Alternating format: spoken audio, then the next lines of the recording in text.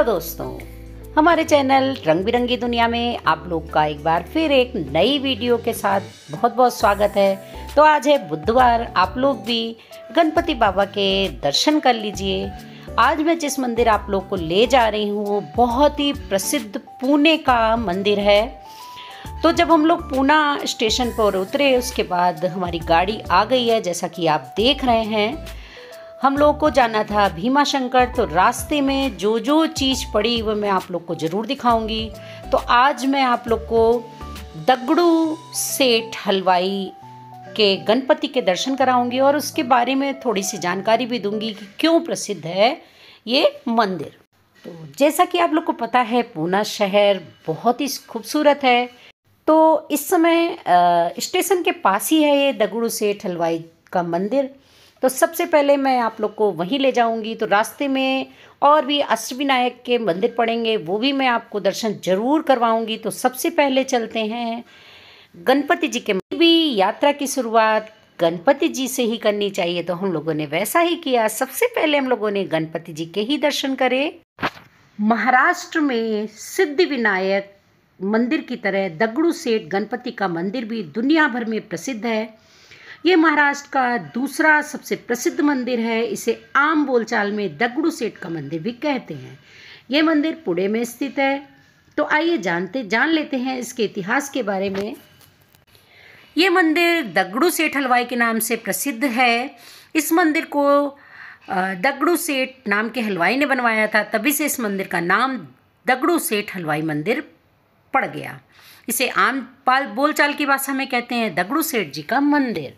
तो जानते हैं क्यों बनवाया था यह मंदिर। कहते हैं कि दगड़ू सेठ हलवाई कोलकाता से पुणे में पत्नी और बेटे के साथ मिठाइयों का काम करने आए थे। इस दौरान पुणे में प्लेग नामक बीमारी फैली हुई थी। इस बीमारी के चलते दगड़ू सेठ हलवाई ने अपने बेटे को खो दिया था। इस हादसे के बाद दगड़ू सेठ को बड़ा झटका लगा और वे चाहते थे किसी भी तरह से मरे हुए बेटे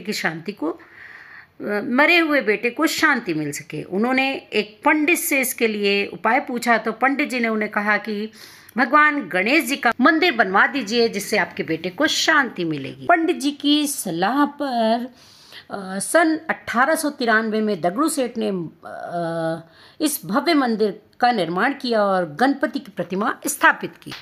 इस मंदिर में विराजमान गणेश जी की मूर्ति करीब 8 किलो सोने के प्रयोग से बनी हुई है। ये 7.5 फीट ऊंची और 4 फीट चौड़ी प्रतिमा है। इस प्रतिमा में गणपति के दोनों कान सोने के बने हैं। वहीं प्रतिमा को 9 किलो से भी अधिक वेट का मुकुट पहनाया गया है। इस मंदिर में गणपति जी को सोने की ज्वेलरी से सजाया गया है। सच बताऊं तो मूर्ति के आगे से आंखें चौंधी आ जाती हैं, इतना सोना चांदी। बहुत ही खूबसूरत मंदिर है। आप अगर पुणे जाते हैं तो एक बार इस मंदिर के दर्शन जरूर करिएगा। दर्शन करके हम लोग वापस किसी और अष्टविनायक दूसरे मंदिर की ओर जा रहे हैं, तो वो दर्शन भी मैं आपको ज़रूर करवाऊंगी। और देखिए कितना खूबसूरत रास्ता है। रास्ते की खूबसूरती देखते हुए हम लोग आगे बढ़ चुके हैं। आप भी देखिए कितना खूबसूरत, मतलब मज़ा आ गया। बहुत थकान थी, रात भर का सफ़र था, लेकिन उसके बावजूद भी सारी थकान जैसे चकनाचूर हो गई है।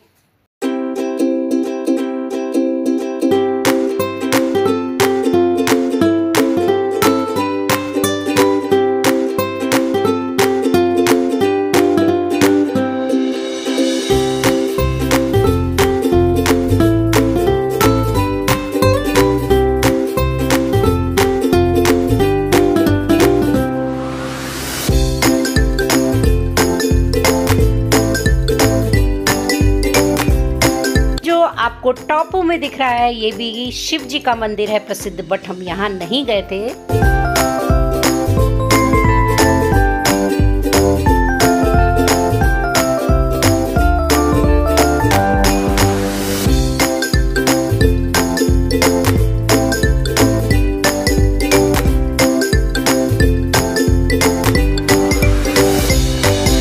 शंकर जाने के रास्ते में ही सबसे पहले हम लोगों ने करे पूना में दगड़ू सेठ हलवाई के दर्शन। और इसके बाद भैया बोले कि उसके बाद विघ्नहरण ओझर में गणपति भगवान के दर्शन किए। ओझर या ओज्जर के नाम से इसे जाना जाता है। एक हिंदू मंदिर है जो ज्ञान के हाथी के सिर वाले देवता गणेश जी को समर्पित है। यह मंदिर महाराष्ट्र में पुणे में है। भारत में गणेश के 8 पूजनीय मंदिरों में से यह एक है। यहाँ पूजे जाने वाले गणेश जी के रूप को विघ्नहरेश्वर कहा जाता है या विघ्नहरण। ये बाधाओं को दूर करते हैं। कहा जाता है कि यह गणेश द्वारा विघ्नसुर बाधाओं के राक्षस को हराने की किंवदंती से जुड़ा हुआ है। हम लोग को गाड़ी लगभग आधा 1 किलोमीटर दूर पर छोड़ दिया था गाड़ी ने। वहाँ से आगे गाड़ी जाती नहीं है। और ये देखिए कितनी खूबसूरत रास्ते में मूर्तियाँ हैं जिसको मैं कैप्चर करने से रुक नहीं पाई। और ये नदी बह रही है। यहाँ पर नदी में लोग स्नान करते हैं, बाद में गणपति जी के दर्शन किए जाते हैं। कुड़ी नदी के पास ये मंदिर स्थित है। हालांकि इस विघ्नहरण मंदिर को अष्टविनायक सर्किट में देखे जाने वाले 7वें मंदिर के रूप में निर्धारित किया गया है, लेकिन तीर्थयात्री अक्सर ओझर 5वें मंदिर में आते हैं क्योंकि यह अधिक सुविधाजनक मार्ग है। यह अष्टविनायक मंदिर अपने स्वर्ण गुंबद के कारण प्रसिद्ध है। और अपनी बता दें कि यहाँ शुद्ध शाकाहारी भोजन 2 बजे तक मिलता है। आप स्वेच्छा से उसमें कुछ भी दान कर सकते हैं। तो यहाँ पर ये है भोजनशाला जहाँ पर कंटिन्यूस दीपक जलता है और भगवान को प्रसाद लगाया जाता है। इसके बाद कोई भी, क्योंकि ये बंद होने वाला था, हम लोग 2 बजे से पहले पहुँचे थे, लेकिन फिर भी हम लोग को भोजन मिल गया। तो होटल में पैसे देने से अच्छा हम लोगों ने यहीं पर दान पात्र में पैसे डाले और स्वादिष्ट भोजन। हम लोग पहुँचे मंदिर। तो ये है मंदिर प्रांगण की थोड़ी सी वीडियो। लार्ज एरिया में बना हुआ है। जैसा कि मैंने आपको बताया, लगभग 1 से 1 किलोमीटर हमको पैदल चलना पड़ा था। यह मंदिर चारों ओर किले बंद दीवारों से घिरा हुआ है। मंदिर की ओर चलते समय हमें दूर से ही श्री विघ्नहरण मंदिर ओझर का स्वर्ण शिखर दिखाई देता है। कहा जाता है कि पेशवा बाजीराव प्रथम के भाई और सैन्य कमांडर चिमांजी अप्पा ने पुर्तगालियों से वसई किले को जब्त करने के बाद मंदिर का जीर्णोद्धार करवाया था और शिखर को सोने से मढ़वाया था। बाद में इस अष्टविनायक मंदिर का जीर्णोद्धार श्री गणेश भक्त अप्पा शास्त्री जोशी जी ने करवाया। जैसा कि आप देख रहे हैं, मंदिर जाने के लिए काफ़ी बड़ा प्रांगण है और वहाँ पर स्टेयर से पहले चढ़ो फिर उतरो। पता नहीं क्यों ये सिस्टम बना रखा है, शायद भीड़ को काबू करने के लिए। जब यहाँ पर सीज़न होता है, बताते हैं बहुत भीड़ होती है, लेकिन हम जब गए थे तो ज़्यादा भीड़ नहीं थी। वहाँ ने मंदिर को चमकीले रंगों से रंगवाया था। दर्शन के लिए कतारें व्यवस्थित थी। इस विघ्नहर मंदिर के द्वार में एक भव्य प्रवेश द्वार के साथ साथ एक विशाल प्रांगण भी है जो अद्भुत चित्रों से अलंकृत है। प्रवेश द्वार पर 2 बड़े पत्थर के द्वारपाल की मूर्तियां हैं जो भी मैं आपको दिखाऊंगी। एक बार जब हम द्वार से अंदर गए तो हमने देखा कि 2 बड़े पत्थर के दीपमाला बहुत ही खूबसूरत लग रहे थे। ये पत्थर के बने हुए थे दीपमालाएं। एक सुंदर गलियारे के सामने ये दीपमालाएं बहुत ही खूबसूरत लग रही थी। सबसे खास बात है कि अष्टविनायक की सारी मूर्तियां सुंदर नक्काशी से सजी हुई थी। श्री विघ्नहरण मंदिर ओझर के दर्शन करते समय हमने विनायक जी के सिर पर एक छोटी सी गौरैया को शांत भाव में बैठे देखा। इस अष्टविनायक मंदिर के पंडितों ने हमें बताया कि गौरैया अक्सर विनायक जी के सिर पर बैठी रहती है। गणपति जी का मुख पूरब की ओर है और इनकी बाईं ओर सूंड मुड़ी हुई है और वह सिंदूर से लदी हुई है।